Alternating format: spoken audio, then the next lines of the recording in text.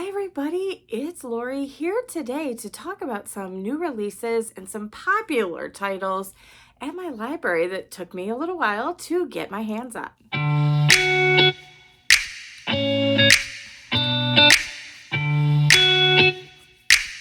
The 4 books that we're going to talk about today were either brand new releases or I've been waiting a really long time to get them from my local library. So I thought I would include them because obviously they're popular. I know I've seen people on YouTube talking about these first couple of books in the past. They're backlist titles from these authors, but for whatever reason, they've been difficult to get at my local library, and I wanted to share them with you since I finally got my hands on them. I don't know what the holdup was. At least with this first one, I think I kind of know what the holdup is, but let's talk about it. First one here is The Appeal by Janice Hallett. And then we have Ruth Ware, The Turn of the Key.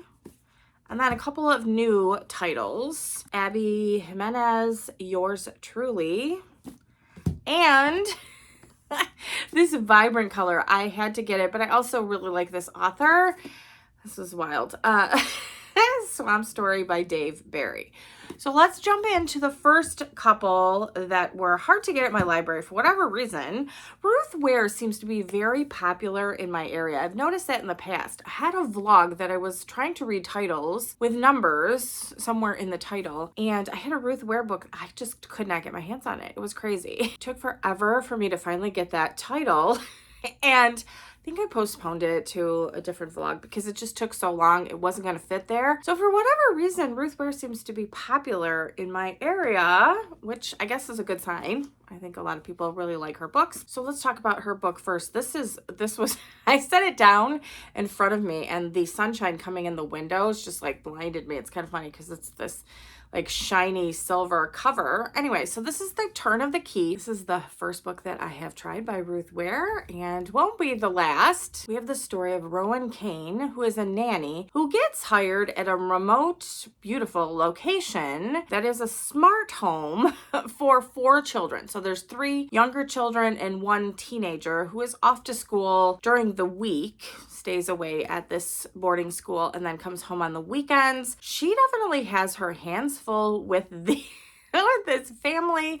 One is very, very young, toddler age. And then she's got like a preschooler, kindergarten type of age, and then this teenager. It's a smart house that basically sounds like it can monitor your every move. You talk to it to turn the lights on. It has cameras everywhere. The family can patch in and talk to Rowan over the loudspeaker cameras, which is a little concerning, and weird things start happening in this house. And so Rowan is told sort of a creepy backstory of this house and the inhabitants of it. There's a creepy, scary garden. There's bumps in the night. There's all kinds of things going on. Children are having a hard time settling into her as a caregiver, obviously because she's new to them. And also they've gone through quite a few nannies in the last few years. Family sets up an agreement, payment plan that seems way too good to be true. And Rowan feels like, okay, I need to take this. It's a great opportunity. She's been in childcare. She feels like this is a lot of money. She'll stick with it. She'll figure it out. She's not easily scared. She's going to work her way through this. But wow, the kids, the house, the family, all this smart technology, everything starts playing in her mind. And she just gets a run for her money with this family, this house, the whole shebang. This was wild. It was a wild ride. I don't know. This was one of those that I don't know that I would want to go back and read it again, just having experienced the whole thing and then the outcome and everything else. But I'm glad I read it. I enjoyed it. It was super fast paced. I highly recommend you pick this up if you want something that is fast paced, little paranormal element, perhaps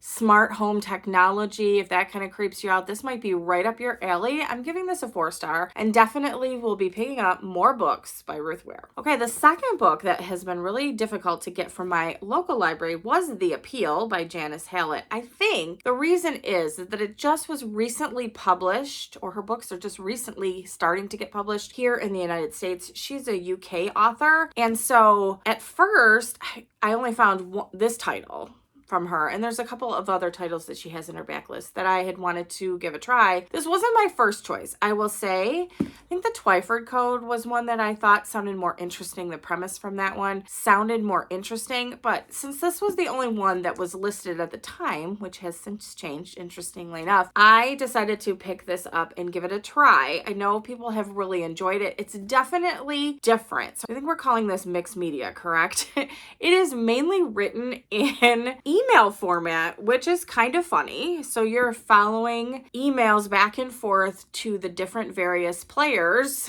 truly, in this book. There is a large cast of characters, and I say that also meaning to be that this is about a play that is being put on by the Fairway Players, a local theater group. And so it all has to do with setting up for this play. One of the founding members, the director, and his wife are dealing with a serious issue. Their daughter has been diagnosed with cancer, needs some very expensive treatment, sent from the United States to the UK. And so the appeal basically is about them asking all of their friends to reach out to colleagues, friends, anybody that might be involved in the play, patrons of the play, anywhere that they can think of. They're asking them to reach out to donate for this fund for Poppy. All the emails going back and forth, different items of concern regarding the play, the appeal, communications between the members. There were moments that were absolutely hilarious in here. Things that people say, and in email form, of course, any kind of written format, it's hard to always get across the emotion behind it, which is why we always have to be careful when we're emailing or sending a text message or whatever, that the emotion behind it comes across, because sometimes it comes across really stern or that we're upset. And so there are moments that I was like, I think they meant it this way, definitely. And it was funny. There were a few moments that I definitely laughed out loud. There was a lot of going back and forth. This is relatively long, over 400 pages. A lot of going back and forth. I think it was a little long for what it was. And I'm not sure. This is my first mixed media, so I'll say that. Truly all mixed media. And I'm not sure 100% how much I love it. Part of what was challenging for me was getting over just the back and forth, where you were really trying to put things together. It took me a very long time to put a few things together. I think that's meant to be that way. It gets frustrating when it's so long and you're still kind of like, what? I had hunches about some things that were going on, but there's a lot of moving parts here. And so to keep all of that straight in my mind, I didn't want to have to keep like a journal to keep it all straight. So I don't know. There were moments that I was thinking this could be a little bit shorter, cut a few things out, moved it forward a little bit quicker. But for the most part, I didn't hate it. I know, ringing endorsement. I didn't hate it, but it wasn't something that I was like, wow, this is awesome. I will, however, be picking up another book by this author because I do kind of like the premise. And like I said, this wasn't my first choice for books by her, so I didn't think I would love it as much as some of the other ones. So I will be picking up another one by her. I think my library just got the Twyford Code, and so I'll be trying to figure out where I can fit that into an upcoming vlog, and we'll see how that goes. But I'm gonna give this a 3-star. It was interesting. It was definitely something new to me, format, new author, and so it was an average read, but I'm hopeful the rest of her books are rated higher. The next book that I read for the video was Swamp Story by Dave Barry. This was as bananas as the colors on this cover. I have been reading Dave Barry for so many years now. I don't even want to try to calculate how many that would be, but I was reading him back when he was in the newspaper. So he had articles in the newspaper. It's extremely funny. He's known for his humor. It's not always like the most highbrow humor. So I would say goes with my typical sense of humor. Like I like to say like a 12-year-old boy sense of humor. So that type of, a lot of times a little bit of gross or crude humor he has been known for in the past. So I wanted to pick this up. I saw another YouTuber, I think it was Kayla, that had this, and I was thinking, oh my gosh, she's not gonna like that book. At least I don't think so. I don't personally know her, but I was thinking, oh my gosh. I think you have to have a certain sense of humor for this, definitely. There were moments that I was thinking, what in the world is going on in this book? Not always in the best way. It was so wacky and out there. I had to think about this for a while because I wasn't sure of my rating on this book, just because I was like, this was it was equally gross. There were some humorous points in here. It was so outlandish and wild. The plot was all over the map, and truly it was definitely not the highest form of literature that you are going to find. However, I will say that I tend to look at things in one of two ways. Was I challenged while reading this book? Did it really make me think about my beliefs or some of the items that were covered in the book? Did it bring up a lot of emotions, that type of thing? Or did it really just entertain me? And I will say the latter is true. I was definitely entertained. It was a fast-paced read. We have Jessie here who lives in the Everglades swamps with her boyfriend, who truly is a turd. There is no other word for this guy. He is ugh. Doesn't have a lot of redeeming qualities, except for everybody keeps saying how extraordinarily good looking he is. And she was sucked in by that. He was romantic and she just had stars in her eyes, the whole thing. Moved to the Everglades with him, thinking that she was going to have this great life, trying to escape a stifling environment with her parents. Moved to the Everglades with him, and he is not one for having a job. He is trying to make his way just based on his looks, thinks everybody owes him everything. She winds up pregnant, so now she's there. She has a daughter with him. He's doing God knows what. She's assuming he's cheating on her, and she's trying to find a way out.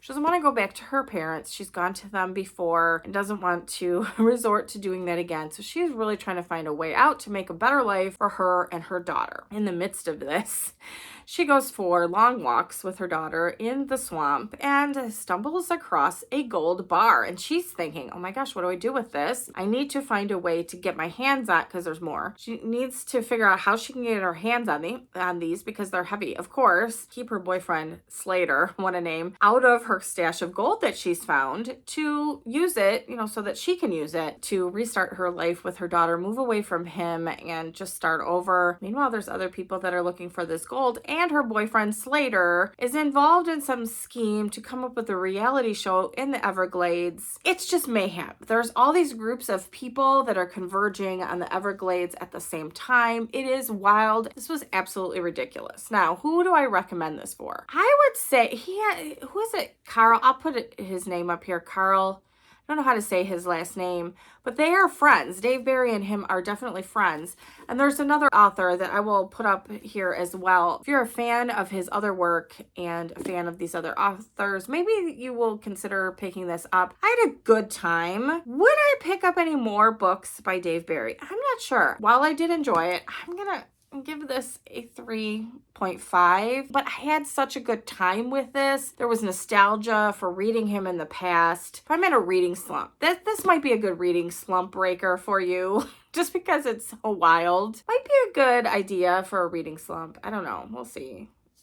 I can't believe how many books he's published. This was wild, wacky, and totally out there. We're going to end this on a really high note, although that was fun. It was definitely fun. I will say that I did have fun, and a lot of times that's all we can ask for, that we have a good time. But I did have a great time with this one. I don't believe I read anything by Abby Jimenez before. Don't think so, but it's not going to be the last. This was yours truly here, which is a romance. Loved this. This was brand new. I think I was the first person in my library to get it. I was on hold waiting, eagerly awaiting. I have not read Part of Your World, which I need to go back and read that one for sure. We have two physicians here in the emergency department at a pretty busy sounding hospital. We have Dr. Brianna Ortiz and Dr. Jacob Maddox. Hard for me. I work in healthcare, but I'm going to call them by their first names because a lot of times, they call each other by their first names, obviously. Brianna has just gone through a bad breakup, very long-term relationship. She was married for a long time and gone through a bad breakup and is reeling still from that. She's hopeful that she's going to be named head of emergency medicine, I believe, the head of the department, and just kind of waiting for that to come through. Then we have Dr. Jacob Maddox, who shows up from another hospital, who kind of upsets the apple cart a little bit here together, she starts worrying that he is after her promotion, and that's why hospital administration brought him in. And so she immediately is thinking, okay, he's after my job. What is going on? She notices right away that he's handsome. Of course, how could you not? But they don't get off on the right foot. He seems to be very grumpy. He runs into her, breaking her phone,